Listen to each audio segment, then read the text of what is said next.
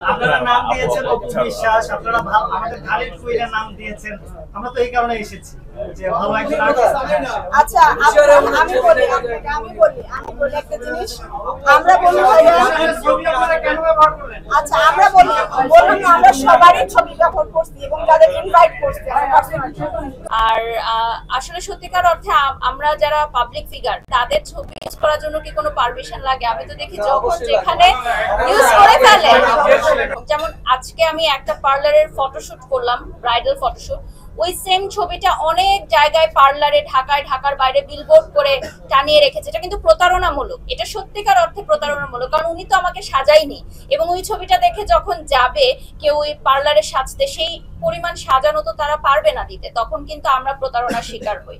অপু দিদির সাথে আমার যখন উনি আমাকে শিডিউল কনফার্ম করলো, যেহেতু আমাদের বুকিং মানিটা দিয়ে আমাদের শিডিউল কনফার্ম করতে হয়, তো আমার সেদিন অপু দিদির সাথে দেখা হয়েছিল। তো আমি দিদিকে জিজ্ঞাসা করছিলাম, তো দিদি বললেন যে উনি ইনভাইটেশন পেয়েছে এবং ওনাকে বুকিং করারও কথা ছিল, কিন্তু যেহেতু উনি দুবাইয়ে থাকবেন এবং উনি আগামীকাল পর্যন্ত মানে বাংলাদেশে থাকছেন না, তো উনি এই প্রোগ্রামটা অ্যাটেন্ড করতে পারবেন না। কিন্তু ছবিগুলো আগেই ব্যবহার করা হয়ে গেছিল, এবং আলিফ মেকওভার স্টুডিওতে এর আগে অপু দিদি অ্যাজ আ মডেল কাজ করেছিলেন বিধায় তার মেকআপ করা ছবিগুলো ইউজ করেছে ওদের পেজ। এটা কি ওনার পারমিশন নিয়েছে এরকম? হ্যাঁ, এটা পারমিশন নিয়েছে আমি যতটুকু জানি। আর আসলে সত্যিকার অর্থে আমরা যারা পাবলিক ফিগার তাদের ছবি ইউজ করার জন্য কি কোনো পারমিশন লাগে? আমি তো দেখি যখন যেখানে ইউজ করে ফেলে।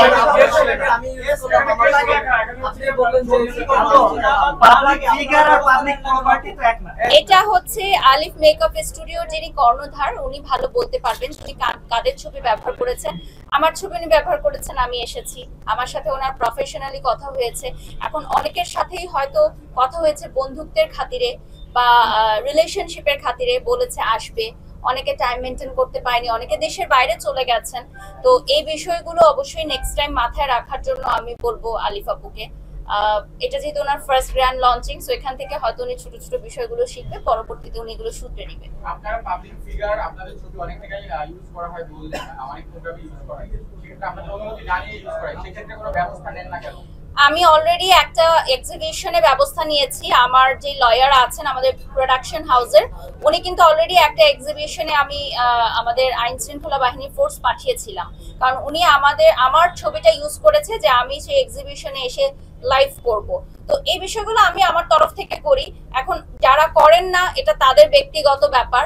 আমি এই বিষয়গুলো মেনটেন করি এবং আমি চাই যে এই বিষয়গুলো আসলেই মেনটেন হোক। যেমন আজকে আমি একটা পার্লারের ফটোশুট করলাম, ব্রাইডাল ফটোশুট। ওই সেম ছবিটা অনেক জায়গায় পার্লারে, ঢাকার বাইরে বিলবোর্ড করে টানিয়ে রেখেছে। এটা কিন্তু প্রতারণামূলক, এটা সত্যিকার অর্থে প্রতারণামূলক। কারণ উনি তো আমাকে সাজায়নি, এবং ওই ছবিটা দেখে যখন যাবে কেউ ওই পার্লারে সাজতে, সেই পরিমাণ সাজানো তো তারা পারবে না দিতে, তখন কিন্তু আমরা প্রতারণার শিকার হই। তো এই বিষয়গুলোর আসলে কোনো আইন নেই আমাদের দেশে।